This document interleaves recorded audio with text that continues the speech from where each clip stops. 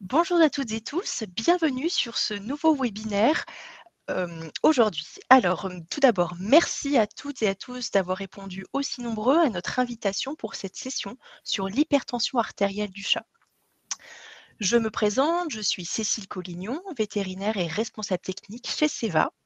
Et avant de vous présenter nos orateurs, est-ce que vous pouvez nous confirmer via le chat que vous voyez bien l'écran et que vous nous entendez bien, s'il vous plaît?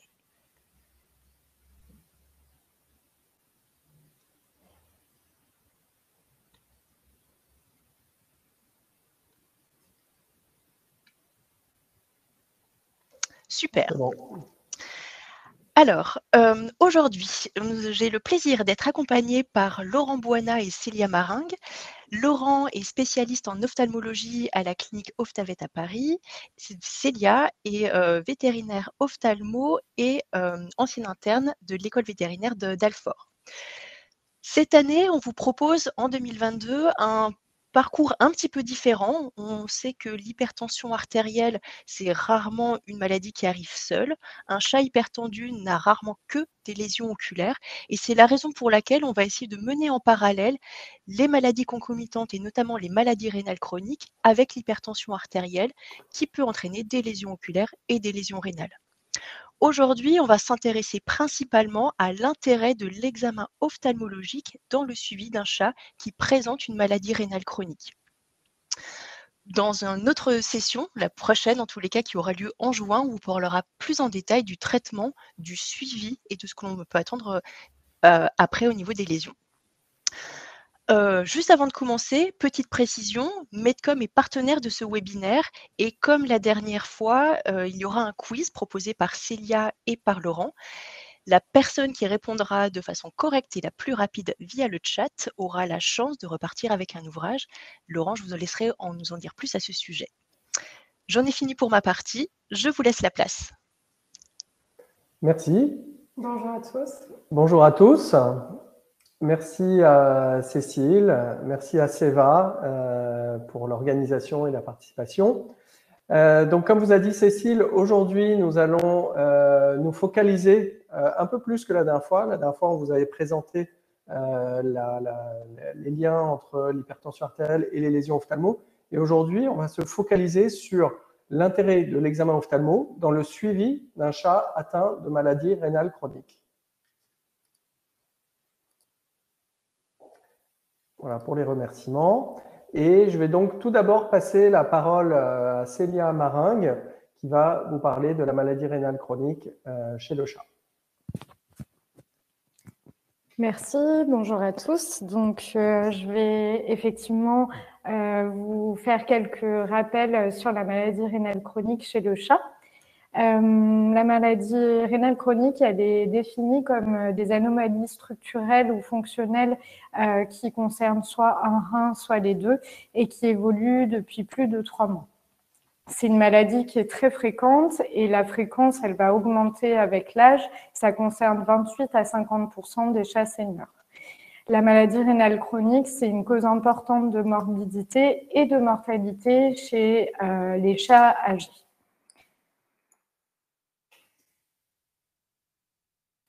La maladie rénale chronique, c'est une des causes... Oups.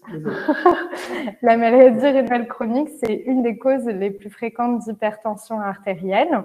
Il y a 20 à 65% des chats atteints de maladie rénale chronique qui sont hypertendus. Et effectivement, il s'agit d'un cercle vicieux, donc décidément. Il s'agit donc d'un cercle vicieux. La maladie rénale chronique entraîne l'hypertension artérielle et l'hypertension artérielle va aggraver la maladie rénale chronique, notamment via une protéinurie. Le diagnostic précoce donc, de la maladie rénale chronique et de l'hypertension artérielle, c'est un enjeu majeur et ça va jouer de manière très importante et avoir un impact très important sur la qualité de vie du chat âgé. Concernant l'hypertension artérielle et la maladie rénale chronique, je vous ai fait quelques rappels de physiopathologie. En cas de maladie rénale chronique, vous avez en fait des lésions au niveau donc, des néphrons qui sont à l'origine d'une diminution du débit de filtration glomérulaire. Ça entraîne une activation du système rénine-angiotensine-aldostérone. La quantité d'aldostérone va augmenter et ça entraîne une vasoconstriction de l'artère efférente rénale, ce qui va aggraver en fait les lésions dans les néphrons et aggraver la maladie rénale chronique. En plus de ça, on a une augmentation du tonus sympathique et une dysfonction de l'endothélium vasculaire qui sont à l'origine d'une vasoconstriction. Et c'est l'ensemble de ces mécanismes qui vont entraîner une dérégulation de la pression artérielle. Pour le diagnostic de l'hypertension artérielle. C'est un diagnostic qui est très souvent tardif et l'hypertension artérielle est très souvent diagnostiquée. Il y a une étude assez récente au Royaume-Uni qui montrait que la mesure de pression artérielle était réalisée sur uniquement 25% des chats MRC. Les recommandations de l'ACVIM actuellement, c'est pour tous les chats sains qui ont plus de 9 ans, de réaliser des mesures de pression artérielle régulières, c'est-à-dire à minima 1 à 2 fois par an. L'hypertension artérielle, elle est problématique, notamment parce qu'elle va entraîner des lésions des organes cibles. Donc, on en avait parlé dans la conférence précédente, ça s'appelle donc Target Organ Damage en anglais. Et donc, les organes cibles, c'est les yeux, bien évidemment, le rein, l'encéphale et le cœur. Je vous ai remis ici le tableau avec les valeurs de la pression artérielle et la classification de l'hypertension. Et effectivement, le risque de lésion au niveau des organes cibles, il est beaucoup plus important lorsque la pression, lorsque la pression artérielle est supérieure à 180 mm de mercure. 3/4 des chats qui présentent des lésions sur les organes cibles, ils ont une fonction rénale anormale et la prévalence des lésions oculaires, ça représente de 68 à 83% des chats hypertendus, ce qui est très important. Donc, ça souligne bien l'intérêt de réaliser un fond d'œil pour suivre la maladie rénale chronique afin de diminuer le risque de lésions sur les organes cibles et de diminuer la morbidité et la mortalité liées à la maladie rénale chronique. Je vais vous parler maintenant de la réalisation pratique du fond d'œil. On va discuter des différentes méthodes. Le fond d'œil, c'est un examen qui est rapide et peu invasif. Les lésions de rétinopathie hypertensive sont généralement des lésions qui sont facilement détectables et visualisables. Et ça a un intérêt chez les chats stressés. Donc, notamment lorsque vous avez en consultation un animal qui présente une pression artérielle élevée et qui est anxieux, c'est pas forcément évident de savoir si effectivement l'élévation de la pression artérielle est liée au stress ou pas. Et on voit effectivement que le fond d'œil nous permet de mieux détecter et de faire un dépistage précoce de l'hypertension artérielle chez les chats atteints de MRC. Par rapport aux conditions d'examen, lorsque vous souhaitez faire un fond d'œil, on va se placer à l'obscurité et préalablement, on va réaliser une dilatation pupillaire. La dilatation pupillaire, on utilise le tropicamide, donc le nom déposé c'est le mydriaticum. On va donc mettre une goutte dans chaque œil toutes les 5 minutes et ce pendant 20 minutes. L'avantage de ce collier, c'est donc un parasympatholytique qui va avoir une durée d'action courte, c'est-à-dire environ 5 à 6 heures, contrairement à l'atropine où l'effet est beaucoup plus long. Donc, c'est pour ça qu'on utilise plutôt le tropicamide. Généralement, on prévient aussi les gens que le chat risque d'être un peu ébloui pendant les 5 à 6 heures qui suivent l'examen du fond d'œil. Je vais maintenant vous parler donc des techniques d'ophtalmoscopie. Il existe 3 principales techniques d'ophtalmoscopie. Donc, l'ophtalmoscopie directe, l'ophtalmoscopie avec le panoptique et l'ophtalmoscopie indirecte. Concernant les réglages, pour l'ophtalmoscopie directe, on utilise effectivement, vous avez une petite molette qui vous permet en fait de régler sur l'ophtalmoscope à 0 dioptrie. On utilise le filtre blanc. On va donc rechercher le reflet du fond d'œil et se placer à 2 à 3 cm de l'œil du chat. Pour le panoptique, globalement, les réglages sont les mêmes. Pour l'ophtalmoscopie indirecte, il y a un petit peu plus de réglages. Donc, merci. Donc, vous avez un casque que vous positionnez donc sur la tête. Vous allez pouvoir faire donc régler notamment l'espace interpupillaire. Vous avez une petite molette qui vous permet de régler l'intensité lumineuse et vous allez pouvoir positionner et choisir le diamètre du faisceau lumineux. Une fois que vous avez mis donc le casque sur la tête, vous allez donc, en tenant donc la tête de l'animal, rechercher le reflet du fond d'œil et ensuite vous intercaler la lentille à 2 à 4 cm de l'œil du chat. La lentille, pour les chiens et les chats, généralement, il y a plusieurs dioptries qui existent. On utilise soit une 20, soit une 30 dioptries. Donc, voici les images en pratique. Donc, vous avez Dr Boina ici qui regarde avec le panoptique et là, l'utilisation de l'ophtalmoscope indirect. Je vous ai mis une petite comparaison des images qu'on peut avoir en fonction des différentes techniques. Donc, c'est tiré du Veterinary Ophthalmology de 2013. Ce qu'on peut voir notamment, c'est qu'effectivement, en fonction de la technique utilisée, l'ophtalmoscopie directe permet d'avoir un champ d'observation qui est assez restreint, alors que la technique indirecte montre que le champ est beaucoup plus large. Je vous ai donc résumé ici les avantages et les inconvénients de chaque technique. Pour la technique directe, c'est une technique monoculaire, donc on ne va pas visualiser les reliefs, ce qui peut être un avantage ou un inconvénient selon ce que vous recherchez. L'image, elle est droite et on a effectivement un fort grossissement, comme je vous le disais précédemment, donc le champ d'observation est plutôt faible. C'est un matériel qui est par contre peu coûteux. Pour l'ophtalmoscopie indirecte, on a une vision binoculaire, donc une vision des reliefs. Par contre, l'image, elle va être inversée et renversée. C'est-à-dire que la partie qui est dorsale se retrouve en ventrale et la partie temporale se retrouve en nasale. Le grossissement, il est par contre faible, donc vous avez un champ beaucoup plus large. Et souvent, c'est plus facile d'apprécier du coup les lésions. Le coût, par contre, du matériel est plus important. Et le panoptique, c'est un bon intermédiaire. Donc là aussi, c'est une technique monoculaire, mais par contre, le grossissement est un peu moins important qu'avec l'ophtalmoscopie directe. Maintenant, on va discuter de ce qu'on regarde quand vous faites un fond d'œil. En fait, on va regarder toutes les parties du fond d'œil une par une. La première partie qu'on va regarder, c'est la papille, donc qui correspond à l'émergence du nerf optique. On regarde à la fois la taille, la forme, la couleur et les reliefs. Chez le chat, elle est circulaire et elle est sombre, elle est non myélinisée, contrairement au chien.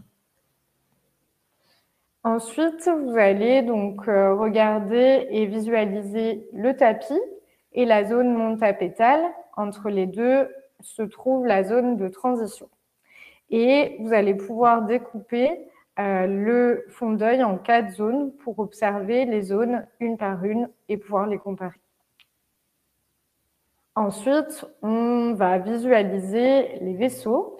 Donc, c'est le petit schéma que Laurent Boina vous avait montré précédemment. Vous avez les veines rétiniennes ici et les petites artères et artérioles rétiniennes qui sont en rouge là. Les vaisseaux, ce qui est important de regarder, c'est la taille et le diamètre, notamment parce que vous pouvez avoir des endroits où en fait le diamètre est soit plus important, soit vous pouvez avoir des constrictions à certains endroits sur le vaisseau. On va regarder aussi la forme et la tortuosité des vaisseaux et bien entendu la couleur qui peut être plus marquée et plus sombre, notamment quand on a des congestions vasculaires ou plus pâle, notamment en cas d'anémie. Et du coup, je vais laisser la parole à Laurent pour l'examen ophtalmologique. Merci Célia. Voilà, donc on va aborder maintenant l'examen ophtalmo dans le cadre de l'HTA. Alors les motifs de consultation, tout d'abord. Un des motifs classiques, c'est la cécité. Donc les propriétaires qui ont noté une baisse de la vision assez subite depuis quelques jours, la plupart du temps. En quelques jours, donc, le chat va être gêné pour sauter d'un canapé à l'autre ou va des fois même se cogner. Et les propriétaires le remarquent, ils voient très vite un changement. Donc ça, c'est un des premiers motifs. La mydriase bilatérale, comme chez ce chat, vous voyez cette dilatation des deux côtés des pupilles, donc qui est un des motifs classiques. Et la rougeur intraoculaire, comme chez ce chat en bas, où vous notez la rougeur d'un œil, qui est due à un hyphéma, donc une hémorragie intraoculaire. Donc ça, c'est un autre motif classique. Vous pouvez avoir soit un seul de ces motifs, soit deux, soit même les trois. Alors, vous allez réaliser votre examen ophtalmo. Tout d'abord, vous savez qu'on commence l'examen ophtalmo par un examen à distance, donc sans matériel, juste regarder avec une lumière correcte. Vous allez tester les réflexes. Tout d'abord, le test de la menace, réponse à la menace, qui est souvent absente dans le cadre de cette cécité. Une mydriase, comme on l'a vu tout à l'heure, comme chez ce chat ou comme chez celui-ci. L'hyphéma, donc on voit ici chez ce chat une hémorragie intraoculaire. On peut parler d'hyphéma avec le dépôt des globules rouges qui se déposent dans la chambre antérieure sous l'effet de la pesanteur. On peut avoir une uvéite associée dans le cadre de ces hémorragies. Ça peut s'accompagner d'une production de fibrine. Et à partir du moment où il y a fibrine, il y a inflammation. Donc parfois, on doit associer un traitement anti-inflammatoire, mais ça, on le verra dans le cadre du traitement. Et on peut avoir, et c'est pas si rare que cela, un glaucome, donc une hypertension secondaire à l'hémorragie, aux hémorragies dans le cadre de ces hypertensions artérielles. Vous voyez ici une hémorragie importante et ces hémorragies peuvent entraîner un blocage de l'angle irido-cornéen, donc une moins bonne circulation de l'humeur aqueuse et donc une tension qui monte. Et enfin, des hémorragies vitréennes que vous pouvez voir à distance, comme chez ce chat. Vous voyez très bien que là, on n'a pratiquement pas d'hémorragie. On voit le décollement de rétine, mais ici, on a derrière l'iris, on voit le vitré qui est rouge à cause de l'hémorragie. Donc, des choses que l'on voit à distance sans biomicroscope. Après, vous utilisez le biomicroscope. Si vous n'avez pas de biomicroscope, une forte lumière et un système grossissant qui va vous permettre de voir des détails à l'intérieur de l'œil. Comme par exemple les hyphémas qui peuvent être plus ou moins importants. Ici, vous avez un hyphéma peu important. Vous voyez le sang qui ne s'est pas encore déposé, mais on a des globules rouges en suspension dans l'humeur aqueuse qui donnent ce flou et cet aspect un petit peu rouge. Donc là, c'est débutant et des fois, le chat ne vient que pour ce symptôme-là. Ensuite, l'hyphéma peut être plus important, comme ici, et vous voyez que le sang se dépose avec la pesanteur. Donc c'est ce qu'on appelle l'hyphéma, le sang qui se dépose vers le bas de la chambre antérieure et qui crée comme un caillot, des fois encore plus important, comme ici, et des fois cela peut envahir toute la chambre antérieure, et c'est là où on peut avoir des glaucomes secondaires. Des fois, ils peuvent être très discrets, ces hyphémas. Comme chez ce chat, vous voyez, on avait un hyphéma vraiment très discret, enfin, une petite hémorragie en région temporale, mais assez typique d'hypertension artérielle.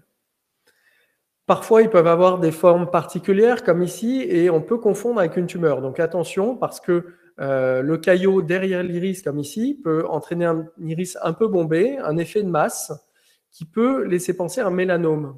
Donc on peut parfois confondre. Donc il faut faire attention parce que là, dans ce cas-là, il s'agissait d'une hémorragie qui était derrière l'iris, comme ici. On a ici un iris bombé. Alors ça ne se voit pas trop là sur cette image en 2D, mais en 3D on le voit bien et encore mieux à l'échographie. L'iris était un peu bombé dû à des synéchies que l'on avait à ce niveau-là. Donc il y avait une inflammation associée qui a créé ces adhérences entre l'iris et le cristallin derrière. Et du coup, l'humeur aqueuse ne passe plus entre la face postérieure de l'iris et le cristallin. On a alors une accumulation d'humeur aqueuse, des RLRIS, qui donne cet effet bombé et ce qui entraîne une augmentation de la tension intraoculaire. Donc bien distinguer la tension intraoculaire qu'on mesure avec un tonopène ou un tonomètre quelconque de la tension artérielle dont on vous parle là depuis le début. Voici une hémorragie vitréenne chez ce chat. Donc vous constatez la pupille très rouge et ceci est dû à l'accumulation de sang dans le vitré. Voilà une autre hémorragie vitréenne chez ce chat. On voit la mydriase bilatérale, le chat est aveugle. Chez ce chat, pas d'hémorragie vitréenne, peut-être des hémorragies rétiniennes, ça on le voit à l'ophtalmoscope, et par contre une hémorragie massive du vitré. Et parfois on peut avoir des lésions d'hémorragie antérieure et postérieure, comme chez ce chat, où ici on avait une hémorragie antérieure et ici une hémorragie postérieure. Maintenant, le fond d'œil. Donc, comme vous l'a expliqué Célia, on utilise l'ophtalmoscope direct ou indirect ou le panoptique et cela va vous permettre donc de visualiser des lésions.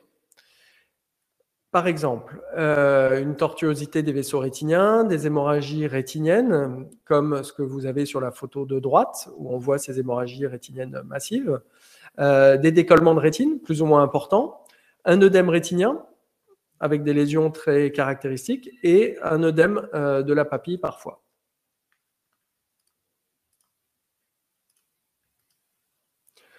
La tortuosité des vaisseaux rétiniens, déjà, dans un premier temps. Donc, vous voyez déjà le flou au niveau de ce fond d'œil, probablement dû à des hémorragies peut-être dans le segment antérieur.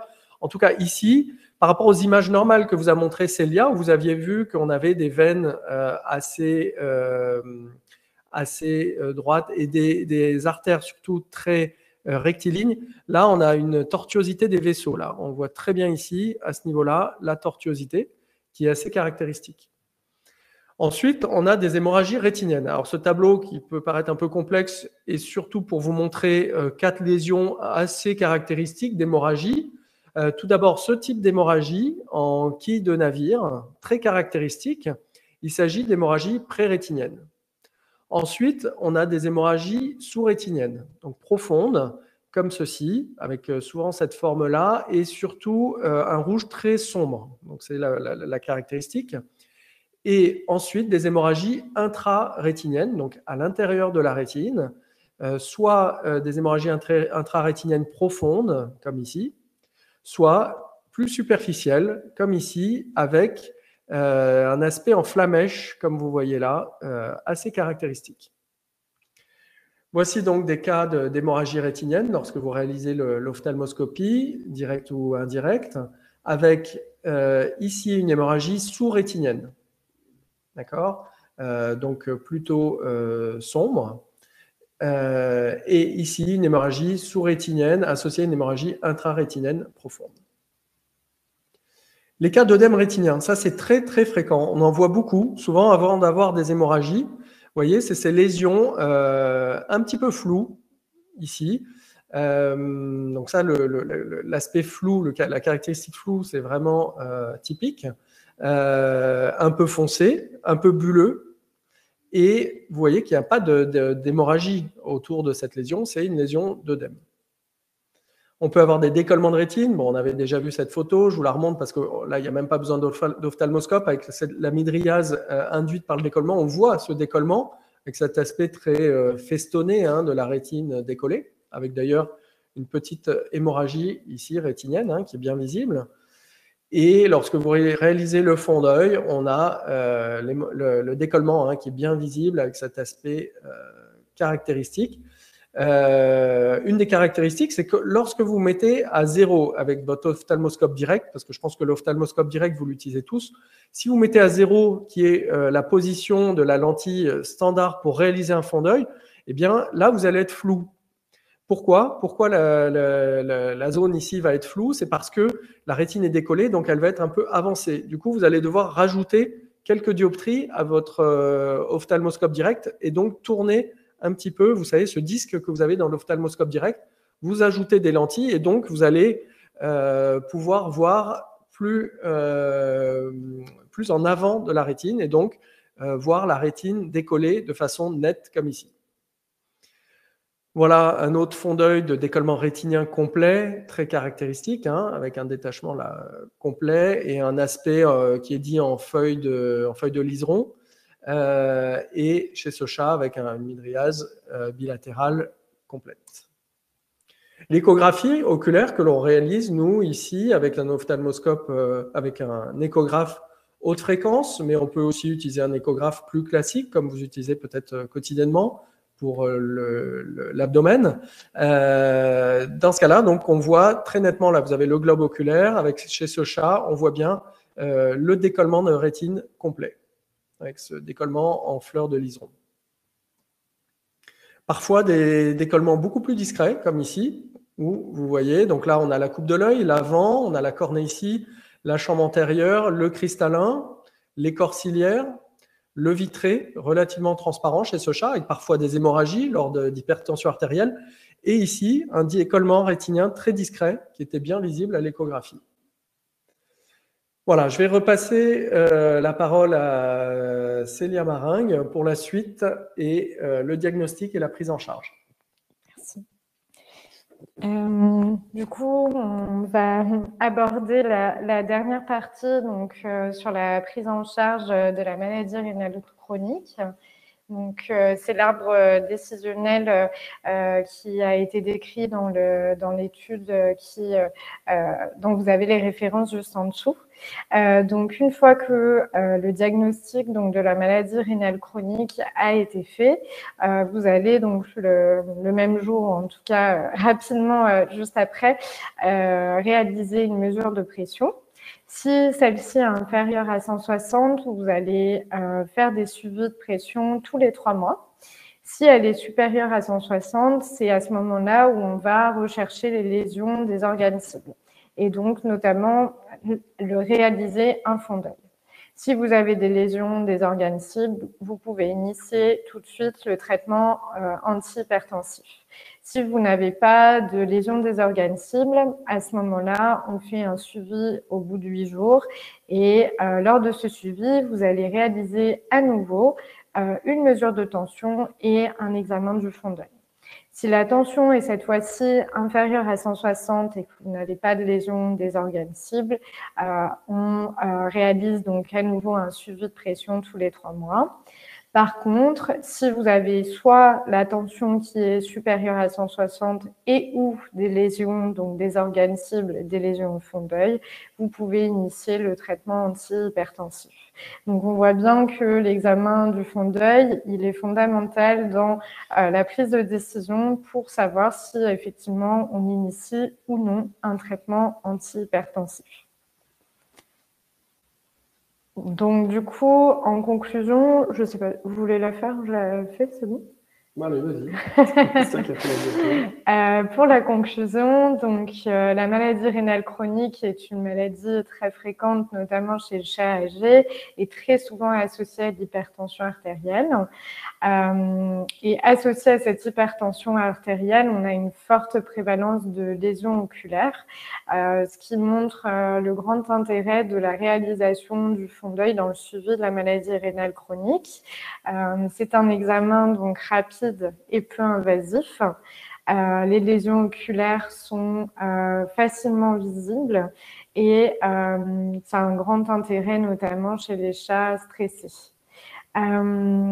Pour la réalisation du fond d'œil, donc le dépistage, ça permet un dépistage précoce de l'hypertension et une initiation du traitement antihypertensif. Et donc, c'est fondamental pour diminuer la morbidité et la mortalité liées donc à la maladie rénale chronique chez le chat âgé. Hop, je vous repasse. Merci. Alors, merci tout d'abord de nous avoir suivis. On va être à votre écoute là pendant, on a un petit peu de temps, on a fini un peu plus tôt que prévu, donc on va être disponible pour les questions. N'hésitez pas, c'est le moment. Avant cela, on va réaliser notre traditionnel quiz avec à gagner un livre qui est tout nouveau. Donc c'est la première fois qu'on peut vous le proposer en cadeau. Et ça cadre vraiment parfaitement avec la conférence du jour puisque c'est l'Atlas du fond d'œil des carnivores domestiques, qui est paru il y a quelques jours et qui a été écrit par nos confrères Charles Cassagne et Gilles Chaudieu. Un super livre avec plein d'images, avec des images normales chez le chien et chez le chat, des images pathologiques avec quasiment la grande majorité des maladies qui sont décrites au travers du fond d'œil. Donc vraiment, je vous le conseille. Alors, le quiz. Si vous êtes prêts, on va le lancer. On va suivre vos réponses. Et je vais vous mettre une photo. Et donc, il s'agit de nous dire quelle est la lésion visible. Voilà. Donc, il s'agit d'un chien.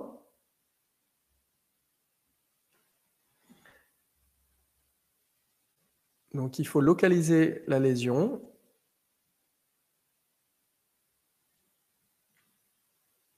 Alors, hémorragie vitrée, non.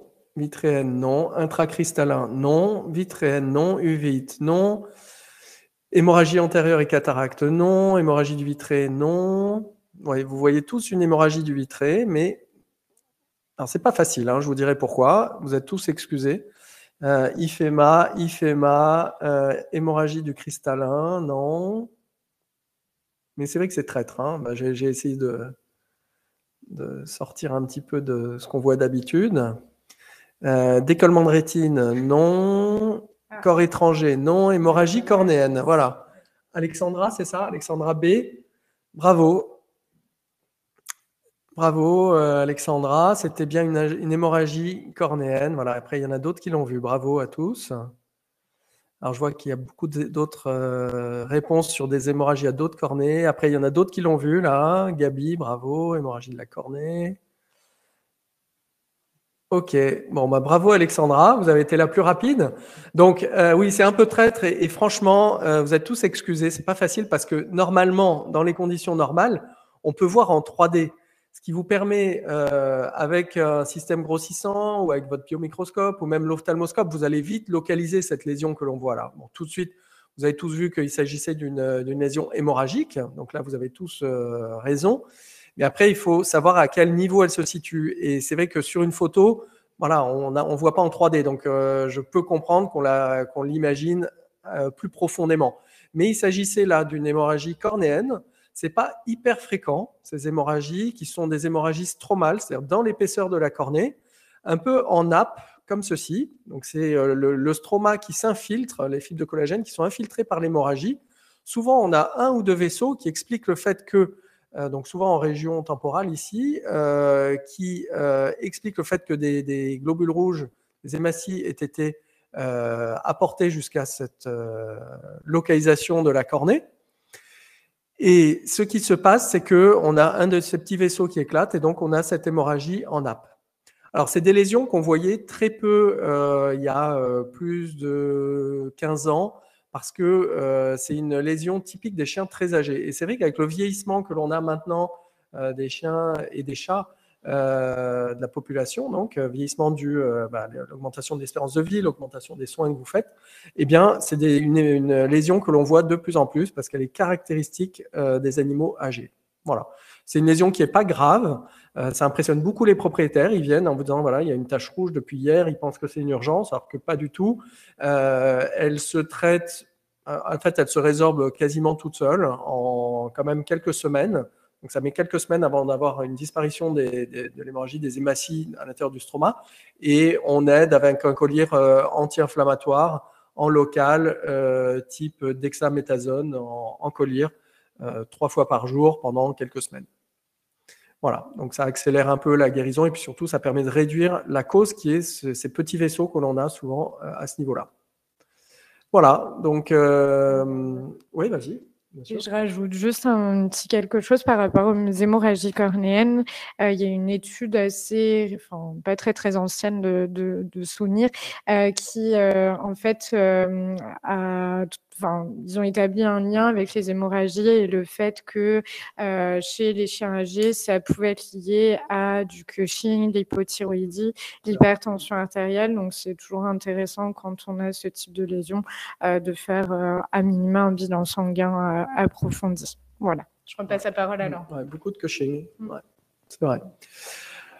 Merci à nouveau. Et puis, on vous retrouve bientôt pour la suite, comme vous l'a dit Cécile, et en particulier les traitements que l'on abordera lors d'une des prochaines webconférences. Voilà, merci à tous. Vous avez été nombreux. Merci à Cécile, qui a peut-être un petit mot à rajouter. Alors oui, il y a 2 questions, Laurent. Ah oui, des questions. La première, pourquoi ne pas initier un traitement antihypertensif avant d'avoir des lésions? Ça dépend en fait de votre suspicion. On en avait un petit peu parlé dans la conférence précédente, c'est-à-dire que généralement on fait plusieurs suivis, notamment quand on est dans la fenêtre entre guillemets entre la pression entre 140 et 160. S'il n'y a pas de lésion du fond d'œil, on va plutôt effectivement réaliser des suivis plutôt que mettre en place un traitement tout de suite. Après, si vous avez des hypertension artérielle très marquée à plus de 180 et qu'il n'y a pas de lésion du fond d'œil, c'est vrai que mettre en place un traitement sur des mesures répétées qui sont très élevées, ça peut quand même se justifier. Voilà. Et la deuxième question concerne, est-ce que la gravité des lésions du fond d'œil est proportionnelle à l'intensité de l'hypertension? Bonne question. Il y a eu là aussi une publication où il montrait que, alors j'ai plus les valeurs exactes en tête, mais je crois que quand la pression était supérieure à 200 ou 220, effectivement les lésions au fond d'œil étaient souvent plus massives et les risques de décollement complet ou d'hémorragie vitréenne, rétinienne, etc. étaient effectivement plus importants quand la pression était haute. Voilà. Une autre question, y a-t-il un intérêt pour le pronostic de localiser la zone d'hémorragie au niveau de la rétine? Sous-rétinienne, pré-rétinienne et ainsi de suite. Par rapport au pronostic?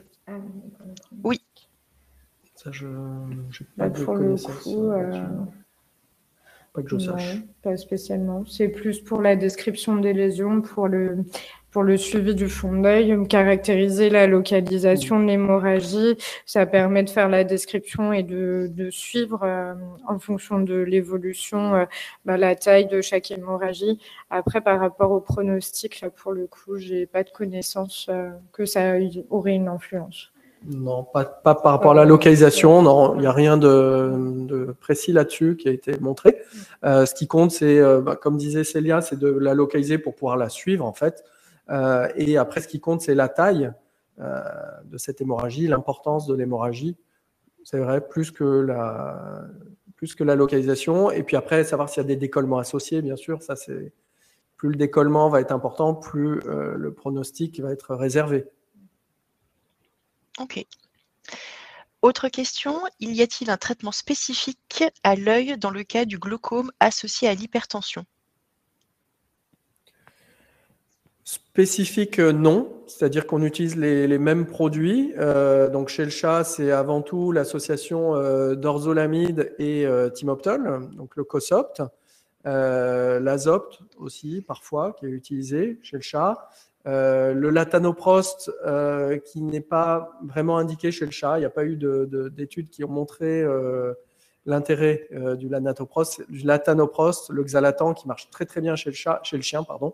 Là, il y a eu plein d'études, mais chez le chat, ça ne fonctionnerait pas.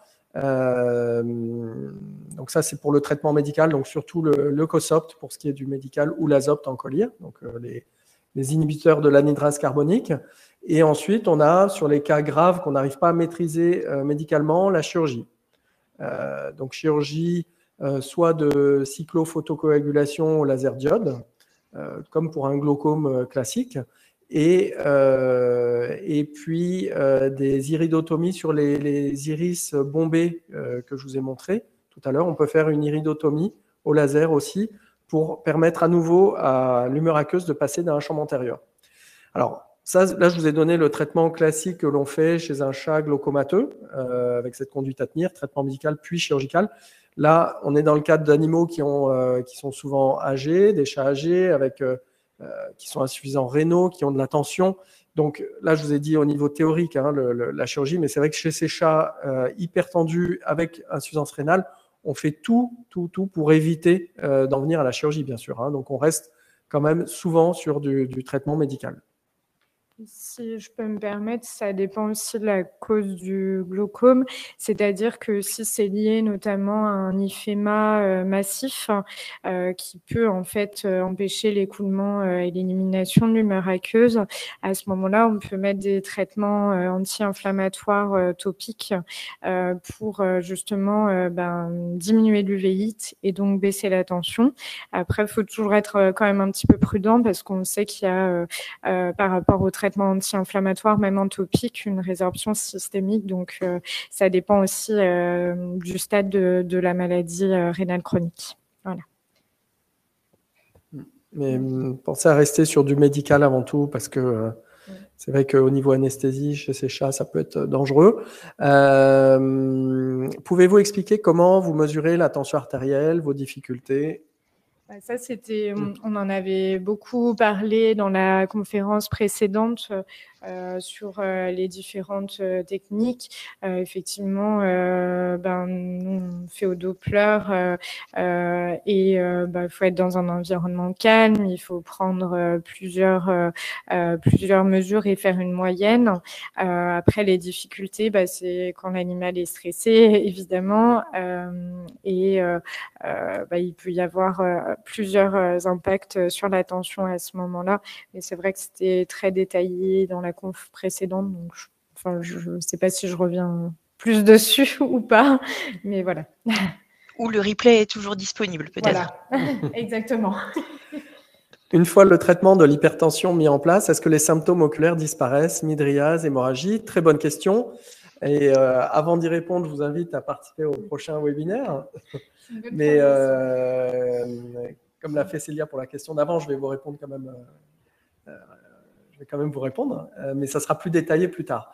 Oui, les symptômes oculaires disparaissent, pas dans tous les cas, hein, bon, c'est comme dans beaucoup de choses, mais on peut obtenir de très très bons résultats. Donc, en mettant en place le traitement de l'hypertension, vous allez suivre la baisse de la tension artérielle, et en parallèle, vous allez avoir une résorption en quelques semaines des symptômes oculaires, les hémorragies, la midriase, et donc vous voyez où on a des hémorragies massives comme celles que je vous ai montrées, et vous voyez de semaine en semaine les hémorragies qui se résorbent grâce à ce traitement, et en parallèle, la tension du chat qui baisse. Donc non seulement ça l'améliore au niveau des yeux, on a même des chats qui retrouvent de la vision alors qu'ils étaient complètement aveugles, mais vous savez aussi que donc vous gérez au niveau de l'état général, donc vous allez aussi améliorer son état général, sa forme, son bien-être, et donc je parlais des résorptions d'hémorragie bien visibles, et la midriase aussi qui peut disparaître, la vision qui revient, et on a même de très beaux recollements de rétine. Donc, alors c'est vrai que quand le décollement est complet, comme l'un de ceux que je vous ai montré, c'est beaucoup plus difficile, le pronostic est souvent sombre, mais sur des décollements intermédiaires ou très débutants, on a des recollements de rétine, et ça c'est vraiment assez beau à voir. Voilà, souvent en amont. Ouais. Et je rajoute une toute petite chose, et c'est pareil, on détaillera plus la prochaine fois, mais là aussi, vous avez une étude où ils ont essayé de déterminer un pourcentage de récupération, et ils avaient entre 50 et 60% de récupération, même dans des cas d'écollement complet. Après, voilà, il y avait pas mal de paramètres qui intervenaient, donc ça, on en rediscutera la prochaine fois.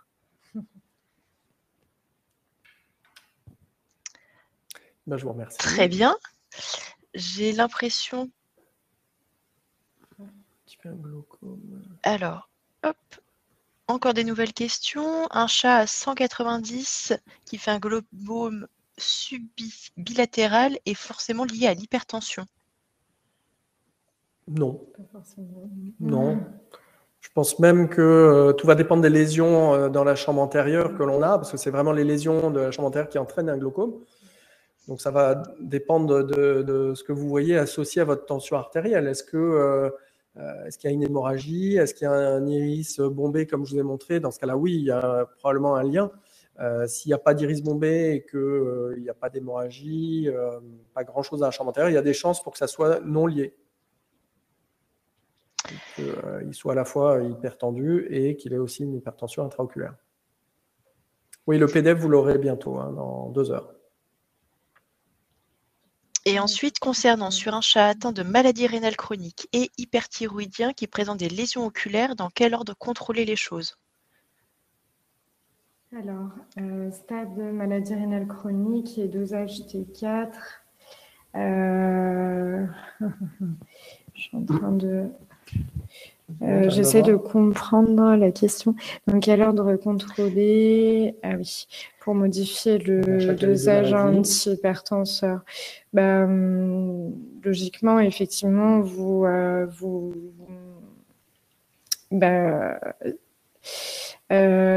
contrôler les choses, ce serait pour le suivi plutôt, si je comprends bien. C'est pas au moment du diagnostic, c'est une fois qu'on a fait le diagnostic, dans quel ordre ouais, je pense qu'effectivement, il faut essayer de tout rééquilibrer et ensuite refaire des contrôles réguliers de pression et contrôle de fond d'œil pour justement adapter le traitement. Là aussi, le fond d'œil va vous aider pour dans l'aide du dosage du traitement antihypertenseur. Après, là, je pense que mes compétences en médecine interne sont peut-être moins bonnes que les vôtres par rapport à ça. Voilà. C'est daté si chat agressif cause un problème pour un fond de l'œil. Pour voir le fond de l'œil, non, pas particulièrement. Hein. Vous pouvez sédater. Après, c'est plus par rapport au type de produit que vous allez utiliser et puis par rapport à la mesure de la tension artérielle. Où là, il peut y avoir un impact. Donc ça, on peut en discuter. Mais par rapport au fond de l'œil, non. Dans l'idéal, il faut essayer de réussir sans se faire griffer à le dilater avant, parce que pendant l'anesthésie, vous risquez d'avoir un myosis et d'avoir un moins bon accès au fond d'œil. Mais après, pour les lésions, effectivement, ça ne change rien.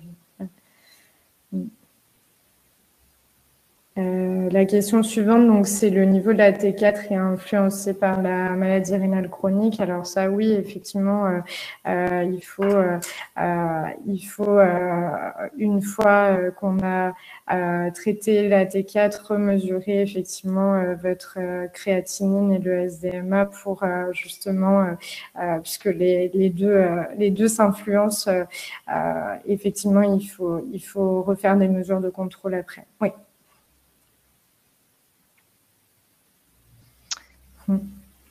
Parfait. Écoutez, j'ai l'impression qu'on est arrivé au bout des questions.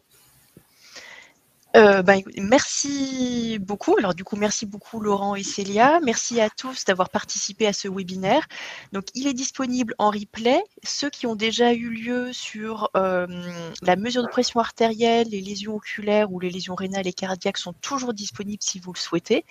Et également, on en avait fait un en janvier sur l'intérêt ou comment parler de la mesure de pression artérielle et de l'hypertension artérielle dans le cadre de médecine préventive sur des chats qui vont bien. Voilà ce que je pouvais rajouter pour conclure. Laurent, Célia, si vous voulez rajouter un petit mot. Juste merci Cécile pour l'organisation et merci à tous, hein, comme d'habitude, d'être aussi nombreux et puis vos questions voilà, qui sont à chaque fois passionnantes. Et puis on a hâte de vous retrouver pour la prochaine conférence. Merci Cécile et merci à tous et à la prochaine conférence. Avec plaisir, rendez-vous au mois de juin. Voilà, au mois de juin. Au revoir. Bonne journée.